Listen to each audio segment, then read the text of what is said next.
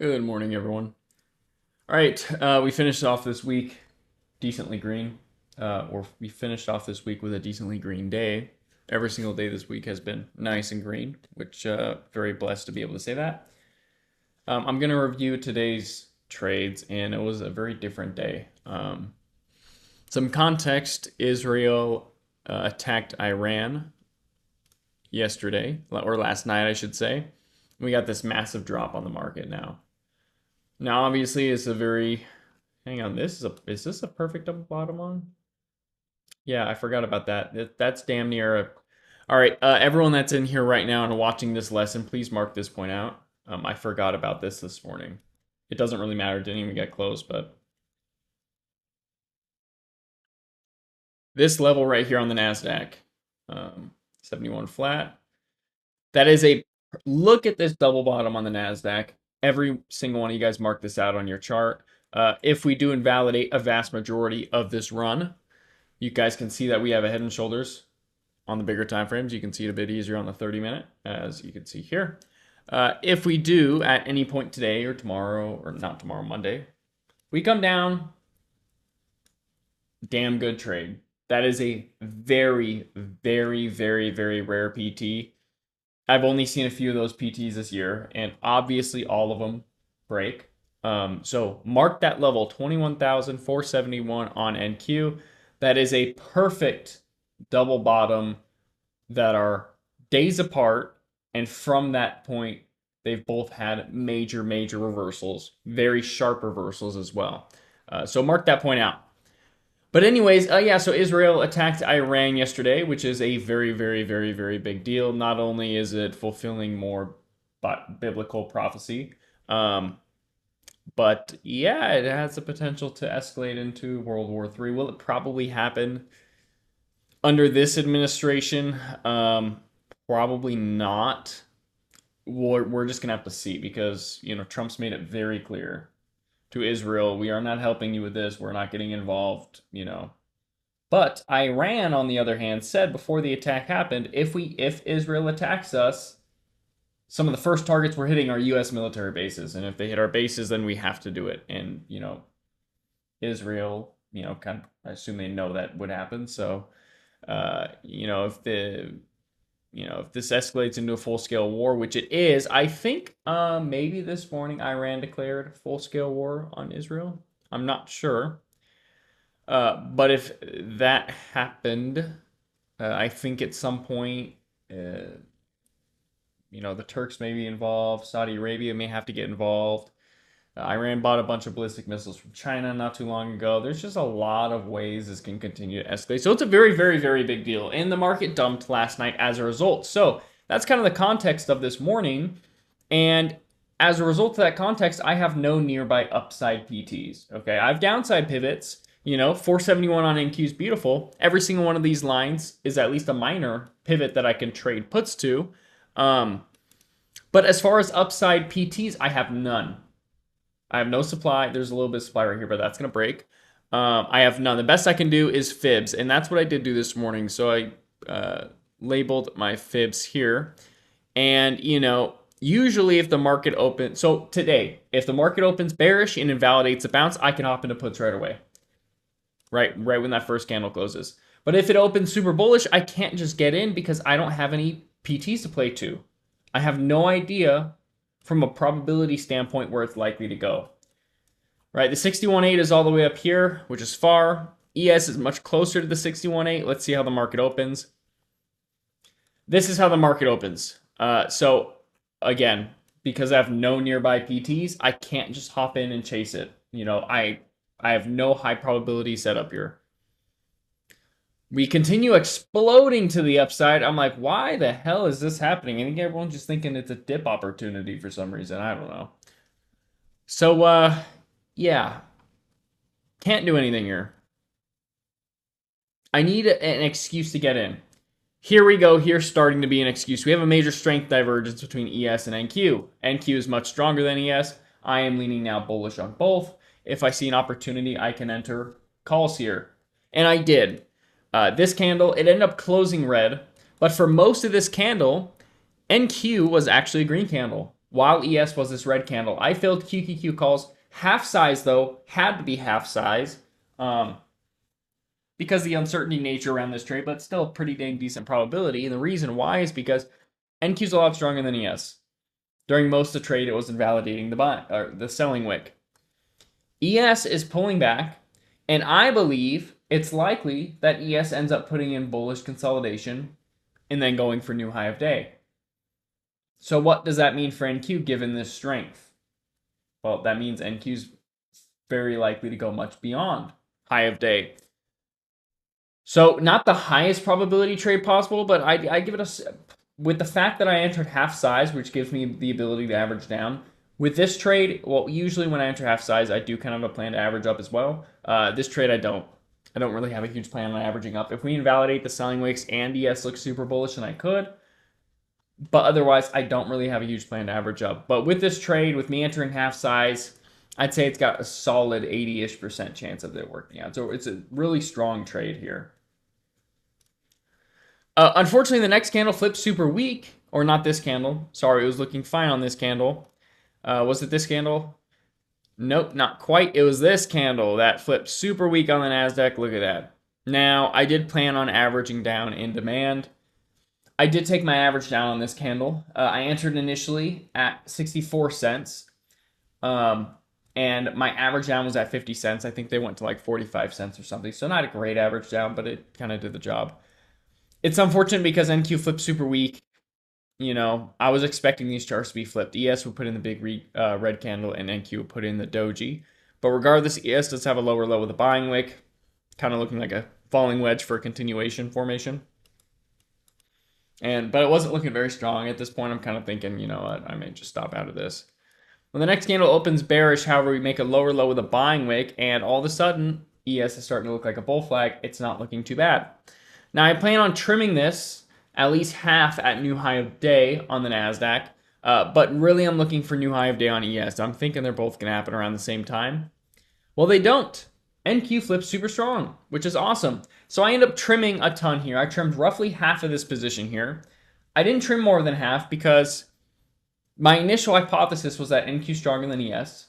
I do expect NQ to get way above high of day, but ES, I want ES new high of day as well, which will push NQ even higher. So I trimmed half and I got 26%, 21%, like around 20% on this half. However, once again, every single day this week, the options decay. The Greeks have been decaying a lot. Like the chop has been really bad this week. It's been pretty frustrating. And it was really noticeable on this candle here. But anyways, we end up reversing. Now this is 61.8% fib. That's a big deal. You know, that's a bearish Fibonacci right there. And you know, all you guys know the 61.8 rule by now. That is a thing. But at this point, I still have roughly half my position. But on this candle, I ended up trimming more. Now, you would think I would have trimmed in the green. I didn't. I believe the next candle started opening red. That's when I started trimming a bit more. I trimmed roughly a quarter. So I trimmed half for plus 20% gains. And then I trimmed half of the remaining half around 52 cents and 53 cents.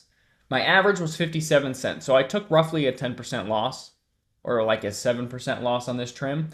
But the calls were chopping so bad. Like they were plummeting. I believe I may actually have the contracts up right now. So yeah, at 640.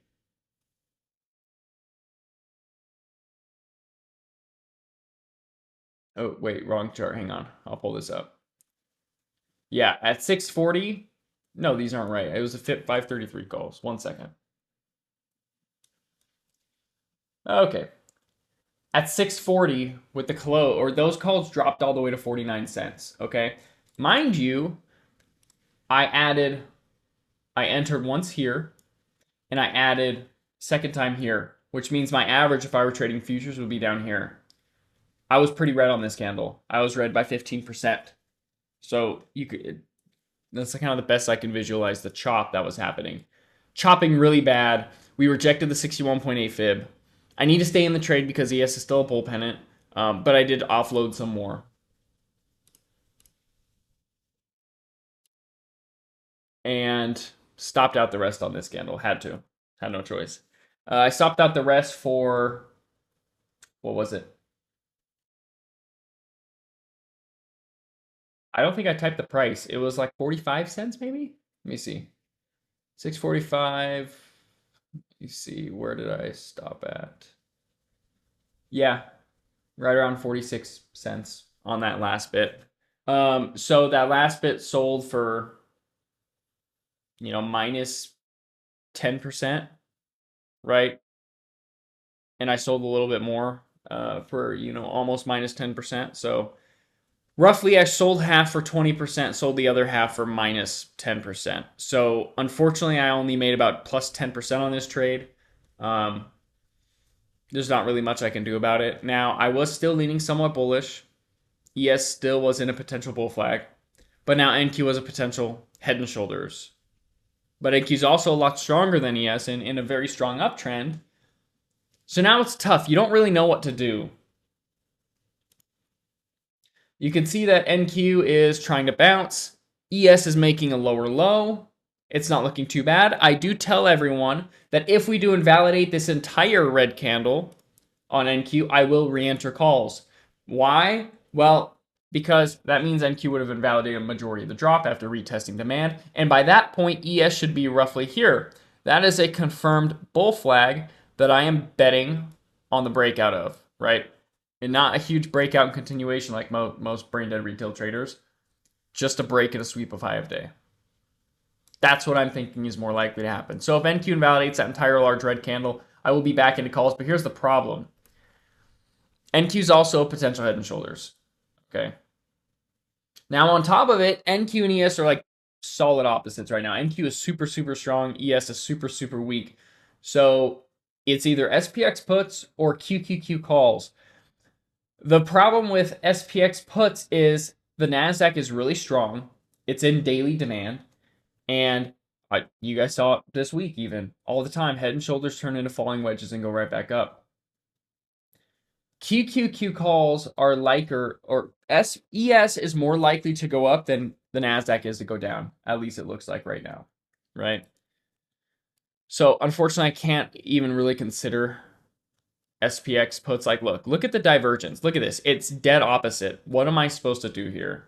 NQ, yes, it's a potential head and shoulder. So if NQ drops, ES is going to absolutely dump.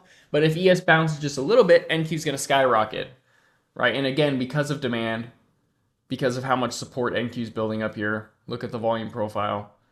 I can't enter puts on SPX. It's too risky. I need SPX to drop a lot more to enter puts. I need to enter like down here, or if it bounces and invalidates, that would be good. But unless that happens, I need NQ to break out of this just general support range to the downside.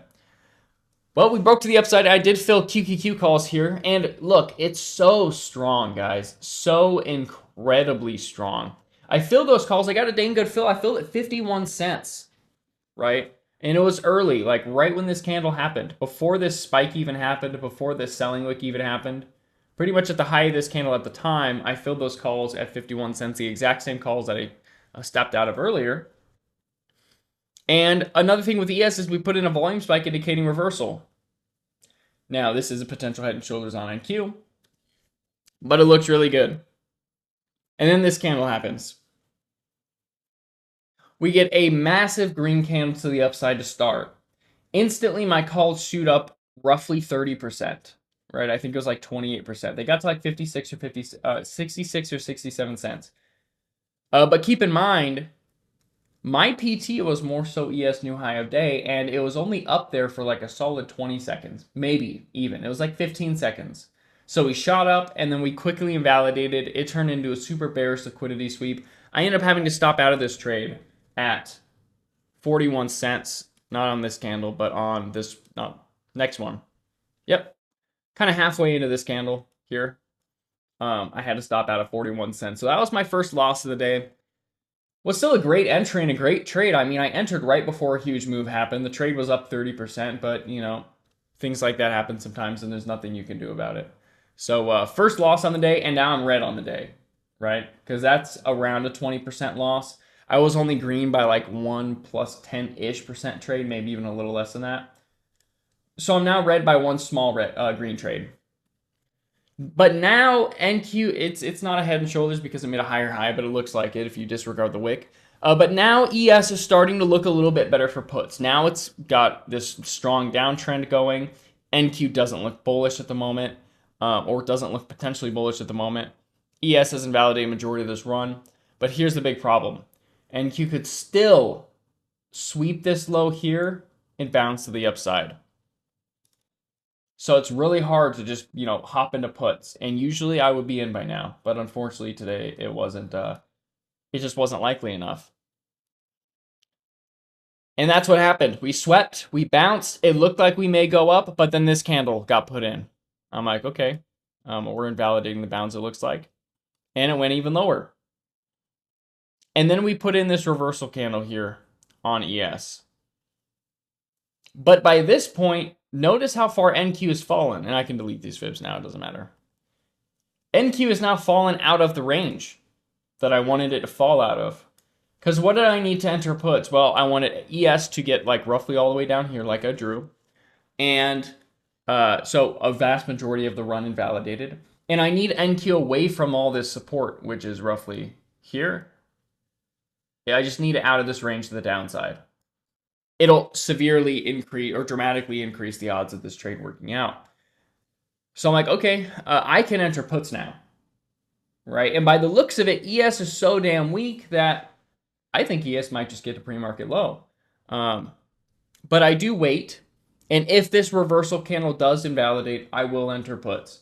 Now, I plan on entering puts half size. Why? Because we didn't get a bounce and we didn't get any invalidation of that bounce.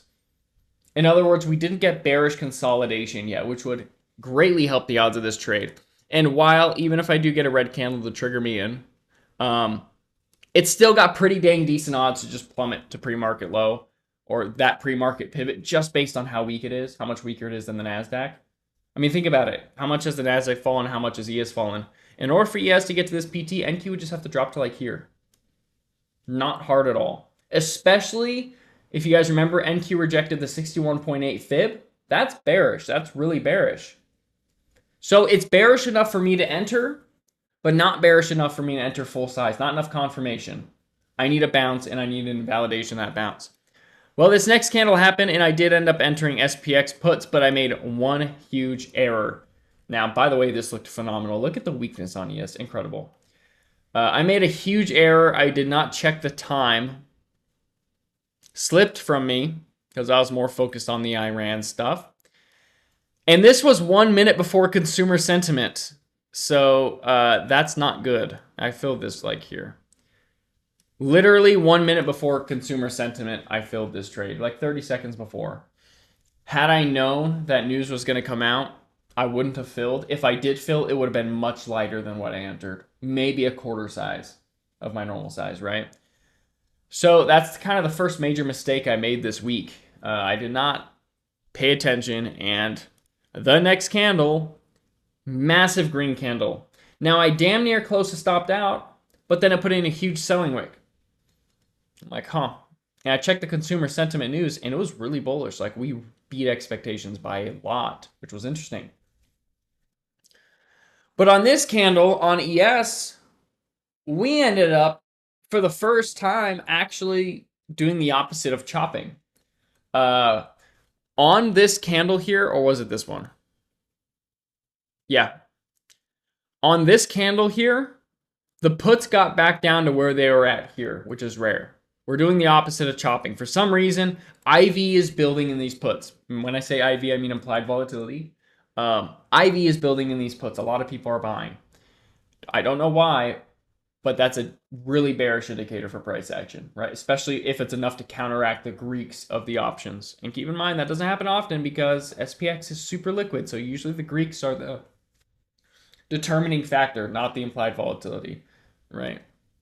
So I'm like, huh, I may give this trade a chance now. Now, again, the puts were looking pretty decent. And at this point, NQ was I mean, NQ was putting in a like a bear pennant here, right? Obviously not very clean, but it was. Like, I want to see if this breaks the upside. Now, keep in mind, I only entered half size with plans to average down, but it was on this candle that I decided, or was it the next one? I think it was this one. Um, it was this one here. On this candle, I said, you know what? If we disregard the huge news selling wick, this is bearish consolidation. This is exactly what I wanted as far as my hypothesis was concerned, minus the news part, right? Minus the huge selling wick that happened. I mean, I entered this trade half size to prepare for a bounce, and if that bounce invalidates or sweeps higher highs, so I'm not just going to average down if we go up, but if we bounce, make a high, come back down, and then go up, so we're oscillating to form a flag, then I can average down. That's what it looked like. So I'm like, all right, you know what? I'm actually going to commit to this trade. So I did take my average down on this candle. This was a higher high on SPX. So I entered the SPX calls initially at 3.1. I filled my average down at 2.05. So now I'm in a normal size position, both halves filled, and I have a hard stop loss now. It's at the top of this selling wick. If pretty much that entire selling wick invalidates, I am out of this trade. No questions asked. Well, roughly right here, the contracts start chopping a ton. And unfortunately, you can see after the news, ES flipped way, way, way, way stronger than the NASDAQ, which was really frustrating. Look where the NASDAQ is at compared to ES. If ES was the same weakness or same strength, ES would be down here, which means I would have been green. So the contracts were chopping badly. ES was super strong. It wasn't looking good at all. Look at this. But then we got a break to the downside. Looked really good. Now I just need my PT. And my PT ended up hitting... you can do it, buddy. Here. This is where my PT hit. But I believe I blended a couple trades together. I swear I re-entered QQQ puts as well. Did I not? Yeah, I entered QQQ puts. Where did I enter those? Oh, yeah. Right here. So obviously I trimmed a majority of SPX puts on this break to the downside because it was chopping so bad. So on this drop, I filled my exit at 3.4 with 2 contracts left for my PT. But now NQ was bearishly consolidating. I want a new low of day on NQ. This is confirmed bearish consolidation. During this candle, it didn't get a great fill because I filled before the buying got as big as it did. I filled QQQ puts as well. Not heavy size, fairly light size. But the NASDAQ was weaker than ES. If I wasn't in SPX already, I would be in QQQ puts, but I was able to be in because I was light in SPX. I sold most of it. So I filled QQQ puts at 75 cents. I'm looking for this PT on ES, and I'm looking for a new low of day on NQ. Now, we did end up hitting PT. Here, I sold everything besides QQQ runner. And the reason why I sold everything is ES is just chopping so much. Now, I'm still leaning somewhat bearish for NQ to... Gosh, these freaking alarms on my phone. I'm still leaning somewhat bearish for NQ to get to the pivot below, which is 21,626, which is why I kept a runner. But ES... So right here, I told you the puts got to 3.4. I was only able to sell at 3.6. And during this pop back up, I actually flipped red on the trade overall. That's how bad they were chopping. I was red by a decent amount. I think they dropped all the way back to like 2.2. My average was, if you guys remember, 2.55. So they were chopping so bad I can't hold. I did end up holding a runner position, just 2 contracts, for QQQ to potentially get to this pre-market low, because I am bearish for this low. But I ended up closing that small runner position on this candle here, because he has put in a bullish liquidity sweep. We're chopping down, which is rather bullish. It can still come back down, but I was done here. So it ended up being a very nice day. I got 44% gains on the QQQ puts, and I got 41% on the SPX puts. And it sucks because SPX was chopping so much and it flipped strong. Imagine if I was in QQQ puts from the beginning, it would have been close to, if not 100% gains. But today did, despite my mistake of entering puts right before news, which was a complete accident, we did end up pretty green on the day. And again, the only red trade that I had That trade was green by like 30% right when I entered. Like it was a beautiful entry. It's just unlucky. That's just gonna happen sometimes. There's gonna be no way to sell, and it is what it is. So, I got three green trades, one red trade, and those, like I said, but those first two trades, the green and the red, I was down by 10%, and then I made plus 40% on both, pretty much full size positions after. So it got, or sorry, QQQ was not a full size position. QQQ I entered fairly light, around half size or a little below half size, but both those trades got 40%. So did very well today. And that's where I wrapped it up. I stopped trading after this. With the news and the fundamentals going on, I just wanted to make money and leave and end this week on a good note. We did end up getting to that PT though. And then we beautifully reversed off that PT and went on the run, which is still continuing. As you can see, NQ is a gorgeous bull pennant. Not really sure what's driving the market upwards at the moment. We truly did have pretty bullish consumer sentiment.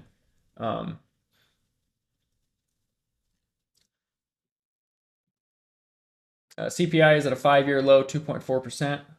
Democrats expect inflation to hit 10% a year. Love zero hedge sometimes. And I didn't see any huge news. Man, the market is freaking bullish, man. I mean, the war just started. The Israel-Iran war just started, and we pretty much filled the entire dip, which is crazy. Which is absolutely crazy to me, like how strong this market is, you know? Um, yeah, so crazy, man. Like dips are just keep getting bought up. Like look at this on the daily chart. They just keep getting bought up. Look at the freaking buying week we put in today. Getting bought up like crazy. What a bullish market. We're going to be at all-time highs soon. I think we're going to have one more pullback for a cup and handle. No fundamentals there, just pure TA. Something like this.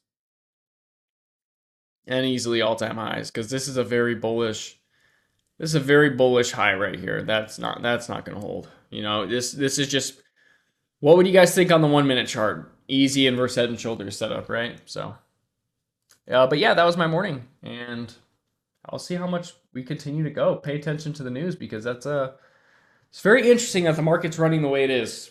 I'm not really sure. I mean, again, CPI, inflation super low. You know, sentiment super high.